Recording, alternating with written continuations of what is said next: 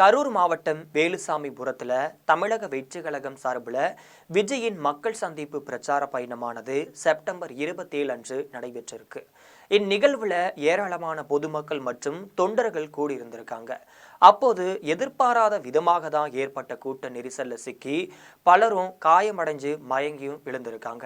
உடனே போலீசார் மற்றும் பொதுமக்கள் அவர்களை மீட்டு கரூர் அரசு மருத்துவமனைக்கும் ஆம்புலன்ஸ் மூலமாகவும் அனுப்பி வச்சிருக்காங்க. அங்கு அவர்களுக்கு மருத்துவர்கள் தீவிர சிகிச்சையும் அளிச்சிருக்காங்க.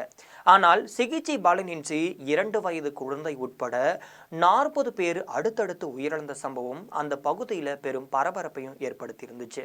இந்த சம்பவத்தில் சிலர் மருத்துவமனையில் ஆபத்தான நிலையில தீவிர சிகிச்சை பிரிவில் சிகிச்சையும் பெற்றுட்டு வராங்க.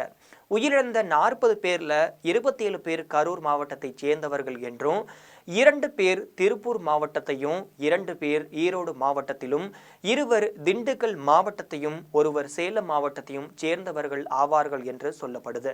இவர்களின் உடல்கள் கரூர் அரசு மருத்துவமனையில் உடற்கூராய்விற்காக வைக்கப்பட்டிருக்கு.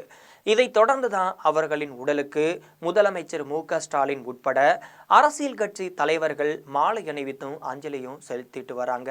இதைத் தொடர்ந்து 40 பேரின் சடலங்கள் அவர்களது குடும்பத்தினரிடம் ஒப்படைக்கப்பட்டிருக்கு.